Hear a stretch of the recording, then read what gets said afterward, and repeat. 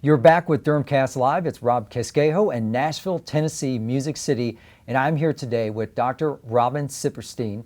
Dr. Sip. Yes. Welcome to the Dermcast Studios, Dr. Sip. Thanks for we're going having to talk me. about some cool cosmetic things today, but why don't you tell us a little backdrop on yourself before we get going?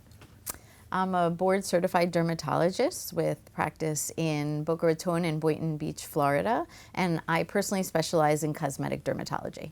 Awesome. So you're lecturing at the Fall CME conference for the SDPA, and you're talking about some really cool subjects, which we're going to sort of broach here today.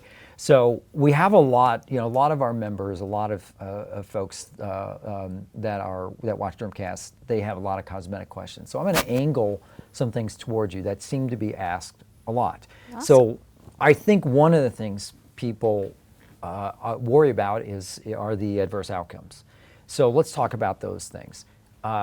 Let's start with, let's say, particularly in our female patients, that we try to avoid flattening the eyebrows. It's not as much, we like having more arched eyebrows. So tell us about that as a specific adverse outcome. So what's happening there when the eyebrows get flattened after botulinum? Certainly, and I have this discussion with all my patients.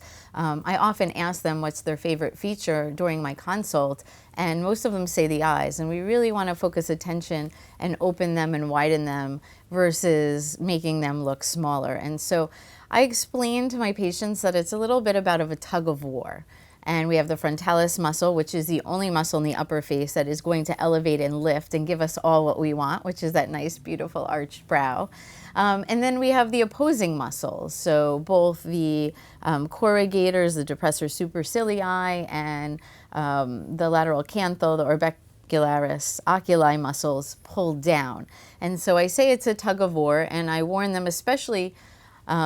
I don't know if you get this a lot, but I get this all the time. People come in and say, I want my eyebrows lifted. I want you to put Botox in my forehead. And I have to explain to them that it's the law of opposites. So this is the only muscle that lifts, so we actually want to leave it alone. And sometimes you have to weigh the risks and balance it, and they might say, okay, a few lines are okay as long as I get the lift. Usually, we like to get the best of both worlds, where we get a lift and we calm down the lines a little bit. But there are a certain subset of populations that, of course, can't afford any of the loss of that. So in my practice, I treat a lot of more mature patients, and they're utilizing the forehead to hold the frontalis, to hold up the orbicularis. And if I was to get rid of all those lines, yes, we get the dreaded droop. And we discussed earlier, there are certain populations that have a little bit more of hooding to the eyes that we have to be more careful. So there's a couple tricks in determining. One trick is looking if they have circular lines or straight lines. So I don't know if you can see on me when I lift up that I have kind of circular lines. That's where the frontalis intercalates with the orbicularis, and it's pulling up the orbicularis, so you're getting kind of that circular shape wrinkle. If you go after those circular shape wrinkles, that's when you're gonna have a drop. I have one exception to that, which is what I call the lateral eyebrow comma, which you can raise up the point on the crow's feet here a little higher and kind of get both. But we're talking about the commas up here. So you want to avoid those. Another trick you can do is you can kind of push down with your finger, and you can see where, if you push down here, it doesn't affect their eyebrow. If you push here, it affects their eyebrow, and kind of, feeling where the muscles are moving.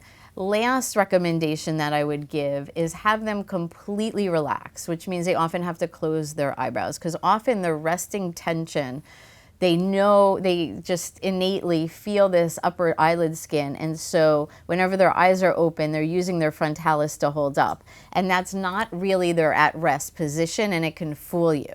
So having them close their eyes and analyzing really shows you how low their eyebrow is and if they can afford, because if when they close their eyebrow it lowers, and as soon as they open it goes all the way up, that means that they need that frontalis muscle to keep them up, and that they're going to be very uncomfortable if you knock it out. So obviously the perfect patient is one with a lot of lines in the top of the forehead. Where it gets tricky is with those lower lines, and sometimes you just have to say, hey, we can't do everything. We're going to leave you with a few lines. In exchange, you're going to get that nice brow lift. Awesome. So that's great. The practical information is, it seems like, so most of the time when you have flattening of the brows, you're catching that lower part of the frontalis that's letting that's propping those structures up, and so then they fall once there's some paresis there. Yeah. So excellent. Okay. So in those cases, you alluded to it at the end, but in those cases, the object there, the goal is to keep the injections higher. Right. So there's two ways. One, keep them higher, and the second is never just treat the frontalis. So if you also treat the orbicularis oculi, the corrugators, the depressor supercilii, the procerus, you're going to get a release, and everything's going to lip up, and that will enable you, again, and what I tell my patients, they're like, oh, I only want to treat one thing, I don't want to look unnatural, and I'm actually tell them that it will look more natural because these muscles work together. If you just treat one, it's going to look funny. You kind of have to treat the whole area together to get a more natural look, and it'll enable you to put more in the frontalis if you release the muscles that are pulling down. Great. So then let's touch on, because you alluded to this, but let's say you flatten an eyebrow. So if I want to try to correct this, what can I do? So I see them back and I see if they have any remaining pull. So we can't fix the fact that the frontalis has been knocked out, but we can knock out a muscle that's pulling down to give it some release. So I have them come in, and this is a little trick I learned from a colleague, is that instead of just having them smile, have them squint like they're looking in a bright light, or even like they have sand in their eye. And then they often activate, when we smile, we usually just do the lower orbicularis. When you do that, you activate the upper part to close the eye down. And if there's any movement pulling down, that means we can put a few units on the side here to get the lift.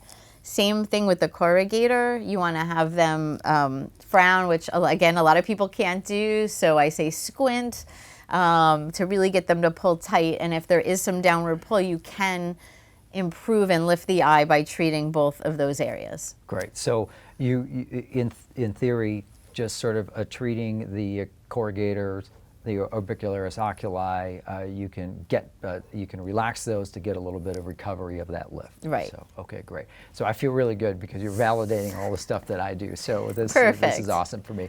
Okay, so let's move to just classic ptosis then of the eyelid. Okay. What's happening there when we see that as an adverse outcome? So we have a muscle called the levator palpebrae superioris, and it starts about midline. The good news is it's actually underneath. It's the bone, so it's in our orbit. However, we do have a super highway to get there. So some people, not all people, have a foramen here. And those injecting deep in this area goes right through the foramen into that levator muscle holding up the upper eyelid, and we get a drop. The other way that it can get there is if we're too close to the orbital rim and it comes over into the eye. And so what I do is I ask permission to palpate my patients, and I'm often palpating while injecting to make sure. And especially in women, it'll surprise you because their eyebrows aren't always where their orbital rim is and reverse. So palpating and really understanding how far away, not from the eyebrow you are, but from the orbital rim is vital. And when I'm injecting, I put a finger here so that it can't roll over and down. And I'm also palpating beforehand if they're the few percentage of people that also have a foramen there.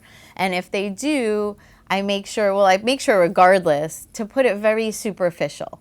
So the corrugator muscle originates on the bone in the medial aspect. So those are deep injections.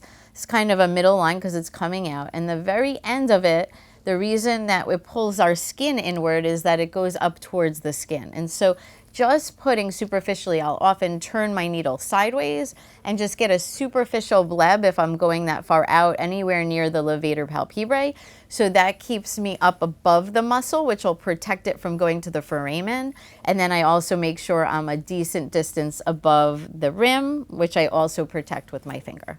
Great. So is it the case that along the corrugator, the more towards the insertion, you're staying shallow, you go slightly deeper as you go towards the origin, or just superficial all the way to the origin, then you go deep in the origin? I tend to, deep in the origin, and then kind of pretty deep, but not on bone here. Somewhere in the middle. Yeah. Okay. Yeah. Great. Okay. What about you? How do you? No, that's exactly what I do. So this is awesome. Most of the time I sit in these interviews, I'm really just trying to validate what I'm doing when I ask these questions. Right back for me as well. But I think it's practical, because I think these are the same questions. Most people, they learn these things, but they want to be sure that they're validated in practicality. I remember the first few years when I started, I didn't know the difference between an eyebrow ptosis and an eyelid ptosis. And so I think it is valuable, especially for beginners, to get taught that, because I had to figure it out. I'm like, ptosis, I don't get it. Why is, you know, so it's a little bit of a learning curve, but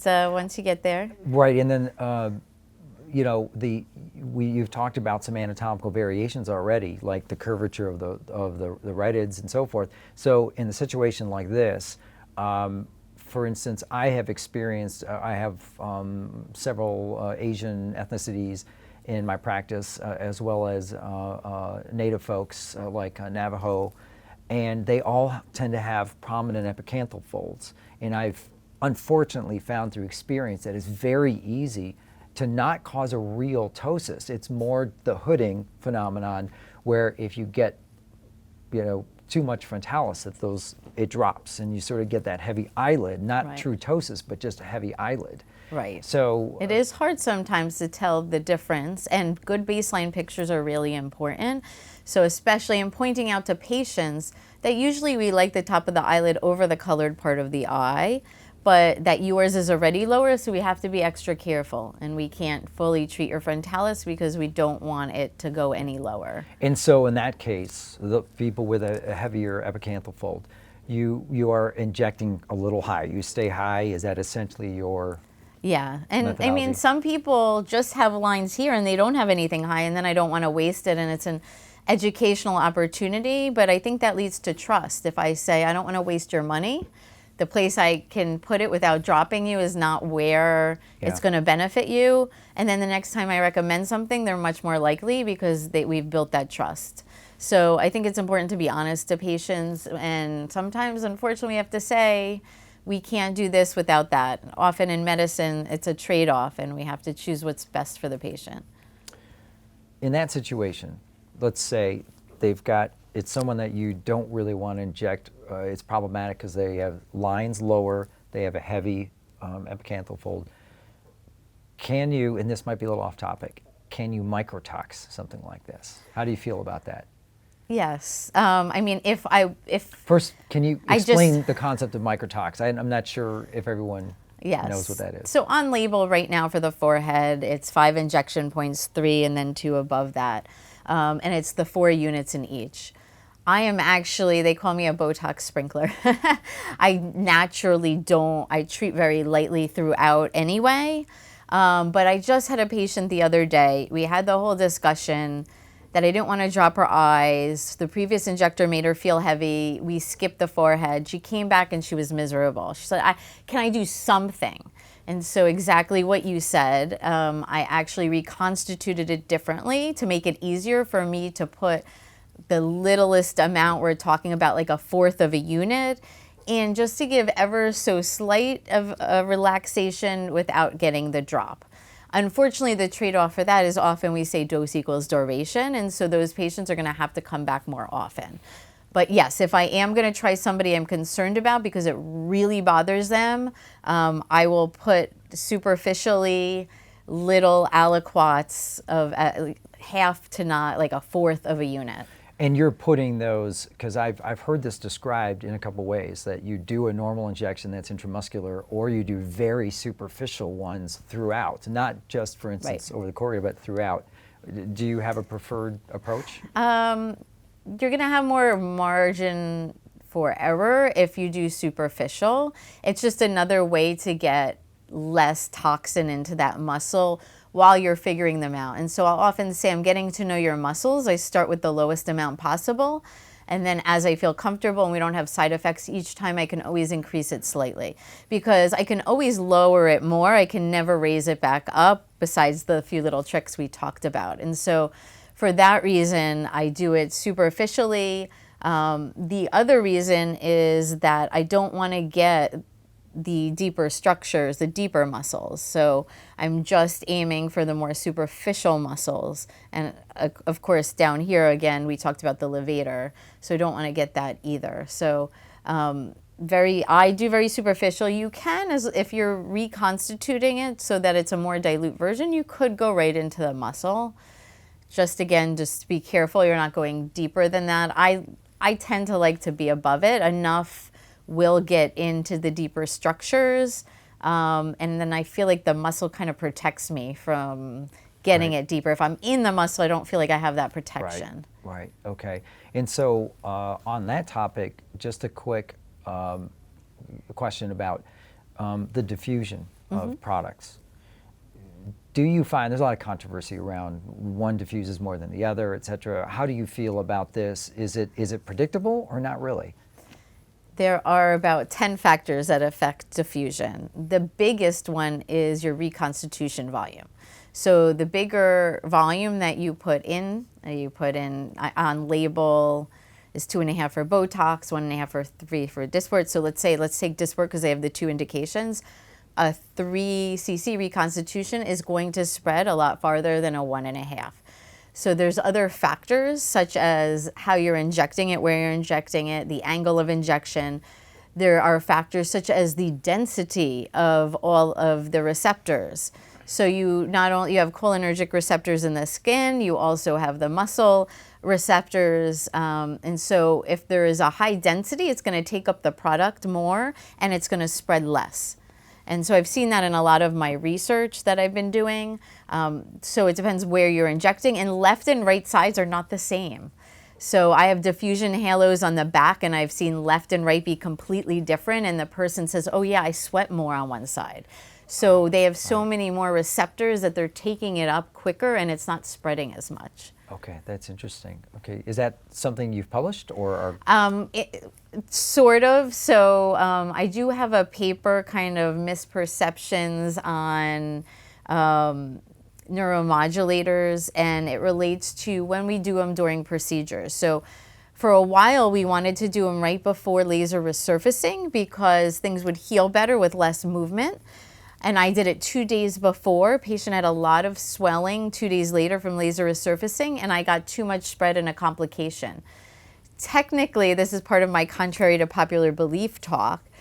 It should be uptake in 4 to 6 hours. That's the usual theory right now. It's not true. So I kind of go back in that paper, and I do have a paper. It's an ASJ Open, and I do a literature review, and I also talk about it during my talk. How all of this factual knowledge comes from a bath that we put a rat muscle in, and we put like thousands times the dose that we use right into the bath, bathing the muscle, and how that's not applicable to humans for a lot of reasons. In this model, we get total and complete paralysis in an hour. Clearly, when we're injecting Botox, it takes a lot longer than an hour just to even get an effect, never mind total and complete paralysis. And so our uptake times are also very skewed. And so my belief in that, I have a case report, and I actually am going to be publishing a new series with about 5 cases besides mine, where 2 days later the patient had swelling either for an accident or one was a bee sting.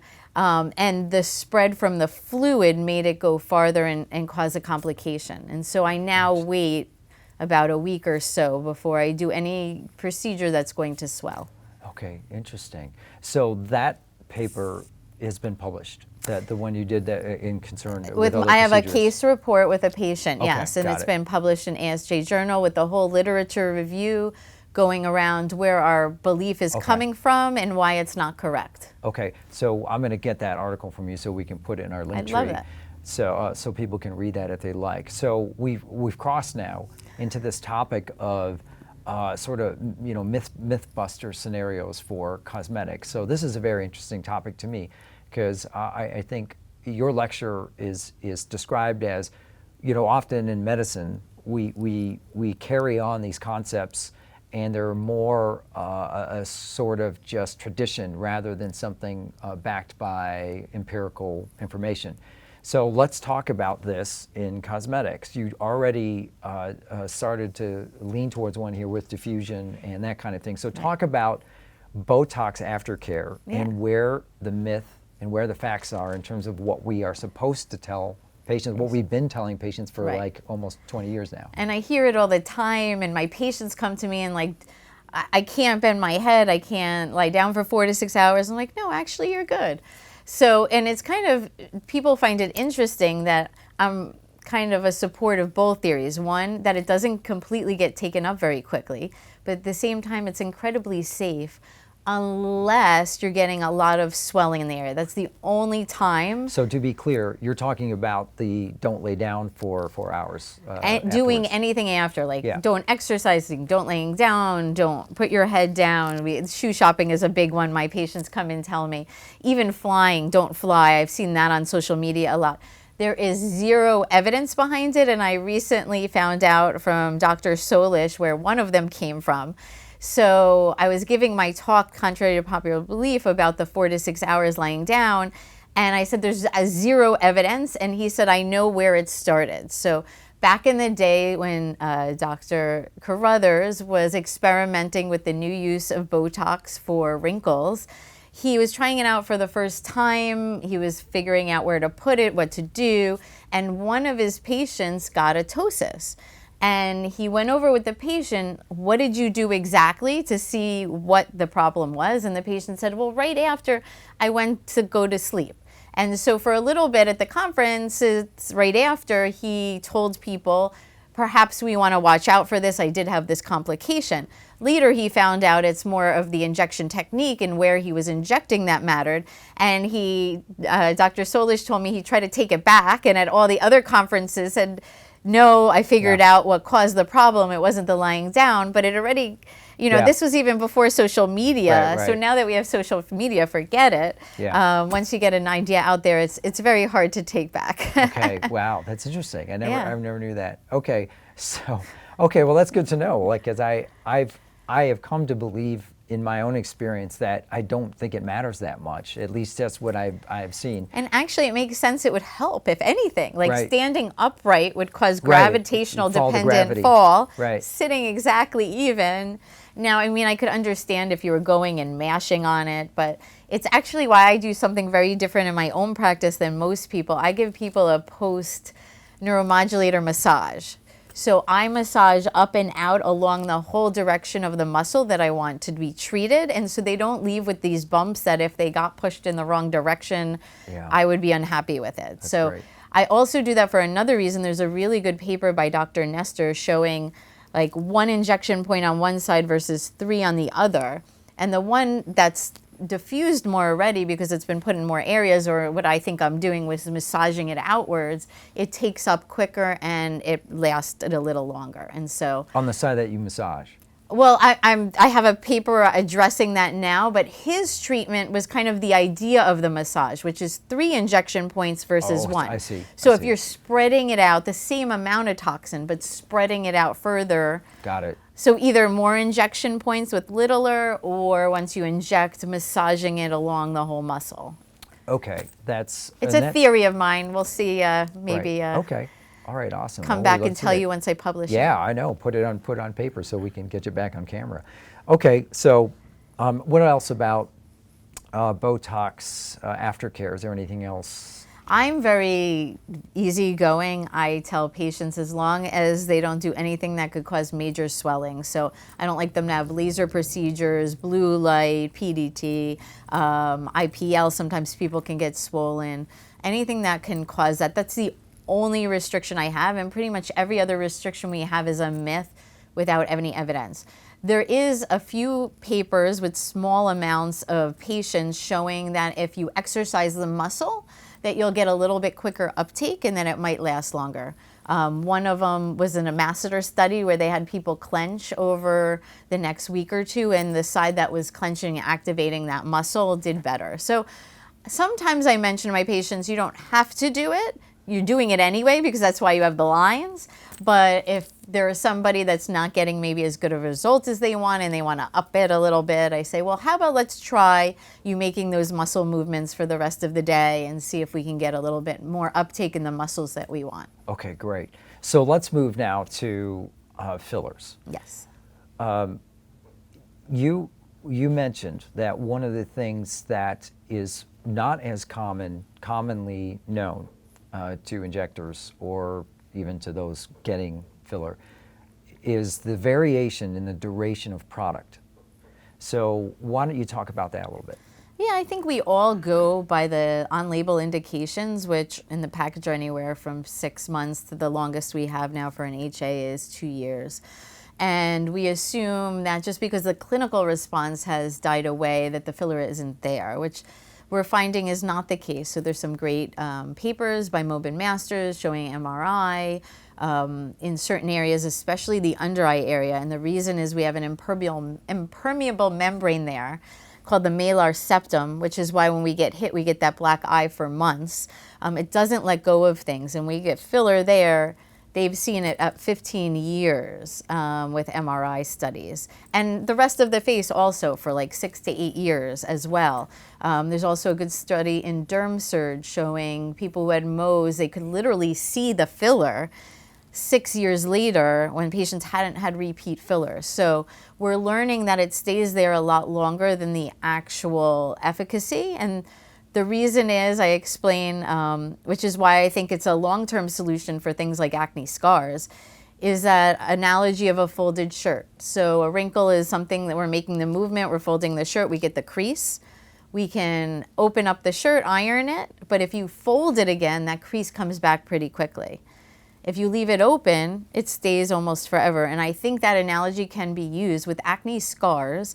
We are not having that same trauma that caused that problem in the first place. And so I am getting ready to publish 2.5 years showing no decrease in efficacy with hyaluronic acid filler for depressed rolling atrophic scars. And that kind of goes along with the fact that this product's there a while and that we need to be mindful, especially if a patient comes back with a side effect that if they didn't have filler for 5 years, we can't rule out that the filler is to blame. And it's a good thing because we have hyaluronidase, which can easily fix it. So I had a patient in my office that was searching for years for a solution for swollen under eyes. Her dermatologist that actually injected her told her couldn't be because she injected her 5 years ago, it would have all been gone. But I think we need to realize that even just a few particles remaining can cause a reaction or can block lymphatics, and that we have a very easy solution. Within seconds, we can reverse it with hyaluronidase. And I think there's another misperception out there is that it doesn't work with hyaluronidase or we're permanently scarring lymphatics. I've heard all of this. I'm a referral center. I've never not been able to reverse somebody. I think 2 things happen. One is it could be 5 years later and they're actually aging during that time and they don't necessarily recognize this is their new self when we dissolve it.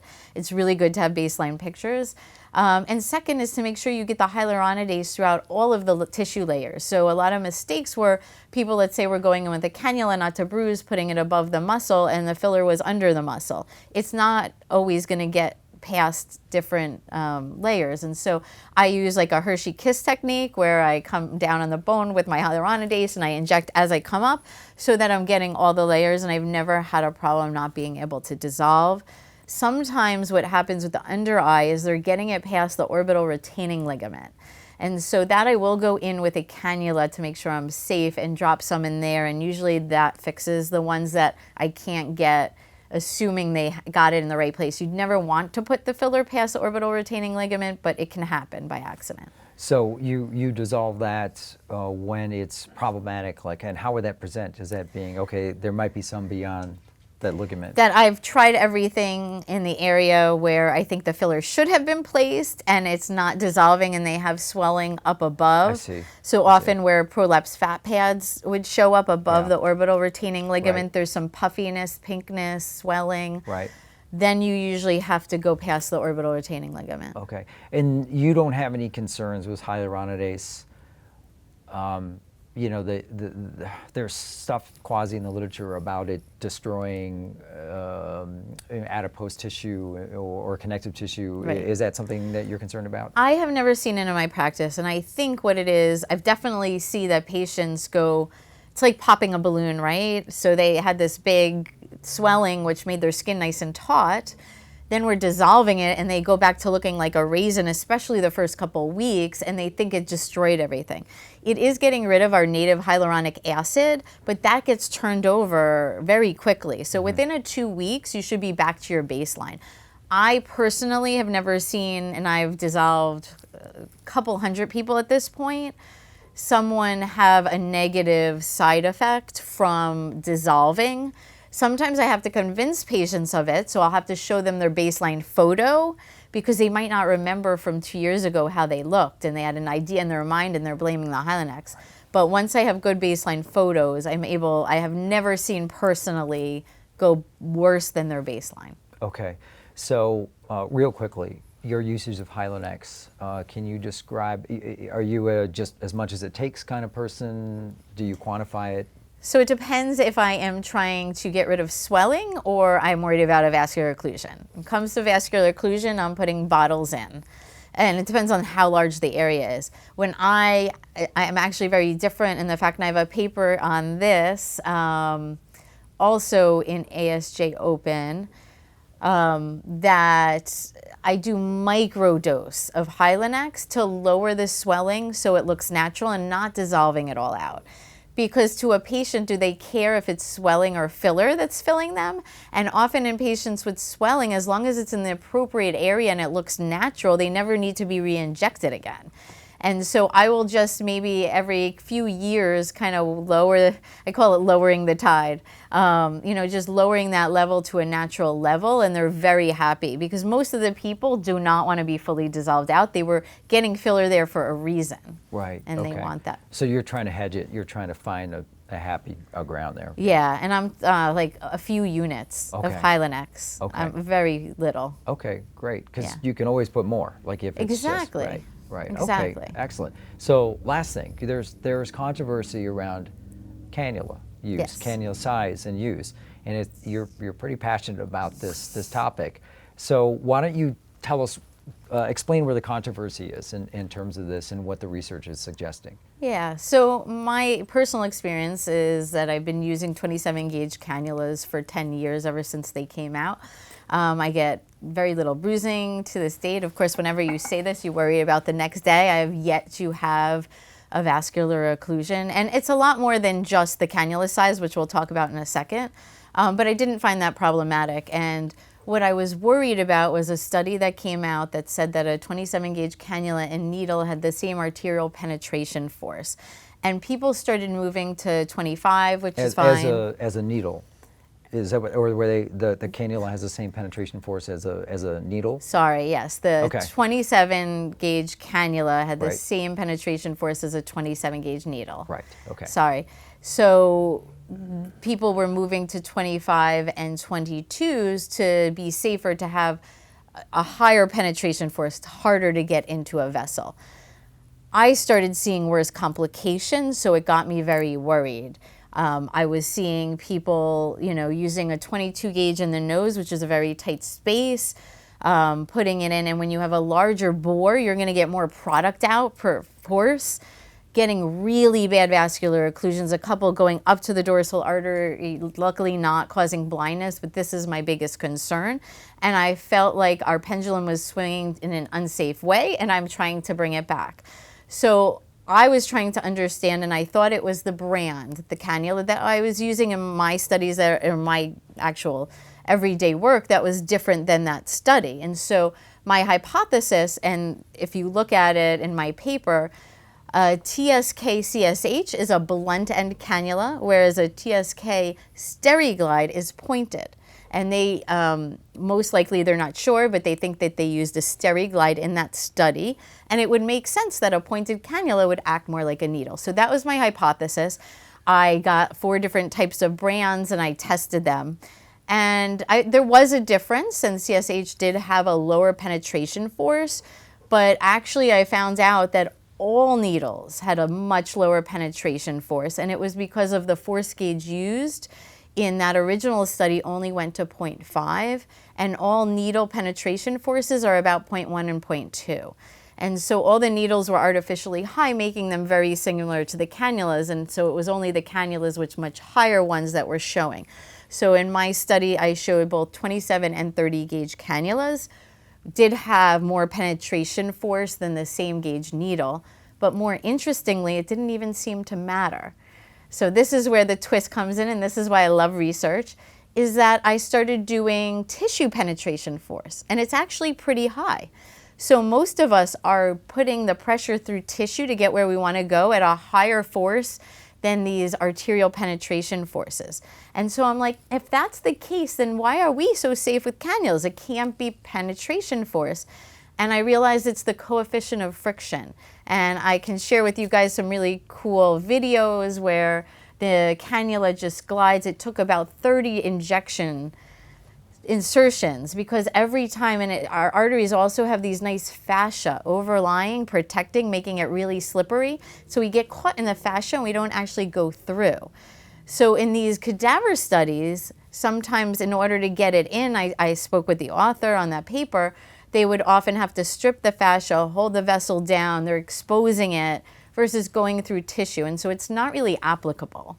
And so that kind of whole line of thinking of what's important, you know, I think for each area, I don't think 25 gauge is wrong. I don't think 27 gauge is wrong. I think in each application, one could be better. Personally, 27 gauge in the under eye area is my preference because you want to put as little as possible. I did a study in JCAD showing 0.5 cc's and less has a lot less complications than when you start doing a full cc. And so, you know, if you can put in less for the same force, you'll have less in the area. It's safer. Also, as I said, it's not just the cannula. You have to listen to the cannula. And a lot of people find that terminology funny, but it's going to give you feedback. So if you feel resistance and you think it's a ligament and you push through, you're going to get right through an artery. You have to listen and redirect. So it's often like a fiddle, you know, I'm injecting, I go back and forth very lightly until I find the plane either higher or lower where I can pass without much force. So listening to cannula, not pushing too hard. And then I also inject retrograde. I feel like I have another analogy. It's like moving backwards on a forward moving walkway. I'm going to have less forward momentum than going forward. I'm also getting feedback by watching my anterograde technique. It kind of lets me know I'm in an okay plane, especially off-label areas like the temple. I go in and I sit for a second where I want to be. If you've hit an artery, you'll see a big, like especially if you're superficial, it'll pop up into a big ball and then you don't have to, you know not to inject, you put pressure and it won't even bruise. If I'm injecting as I go, I don't get any of that. Am I in an okay plane? Can I wiggle around? Can I make sure that I don't feel like I'm caught in an artery? And then I just slowly eject as I come. So okay, great. Not, So not that's all very practical. Like I think, but I want to make sure I understand this because you mentioned it was the coefficient of friction, not so much penetration force. So do you mean to say that coefficient of friction is normally determined by resistance? So when you have your cannula and you're forcing it in, it's essentially the case that the more resistance there is, the more likely you are to penetrate a vascular structure? Is right. that So you can kind of imagine that bevel on a needle catching the fascia overlying and going right through, whereas the smooth surface of a cannula will just glide over it instead of catching onto it with the resistance and getting more in. Friction, there's more drag, I guess I'd say. And there's more drag on the needle and more chances for it to penetrate the structure. Exactly. Okay, that's interesting. Okay, fantastic. Well, so I've got to get these references from you. That video, is it something you have posted on your media or something? I will, but I'll also give it to you to post if you would like. Okay, great. So we'll get these and we'll put them in we'll add them to our links and put them on when we put the whole interview on our YouTube channel. Great. Hopefully our viewers can see all of this in practicality and read some of your research, because this is all stuff that we don't get. You know, you're sure not getting it when you're getting trained by the company on how to do the fillers. When that injector comes in and flies in and shows you, these are not the points that we're getting. So this is awesome, and I can't wait to see your lecture. And thanks a lot for stopping by Dermcast Live. My pleasure. Thanks for inviting me. Yes. Thanks again for watching Dermcast Live. It's Rob Casquejo in Nashville, Tennessee.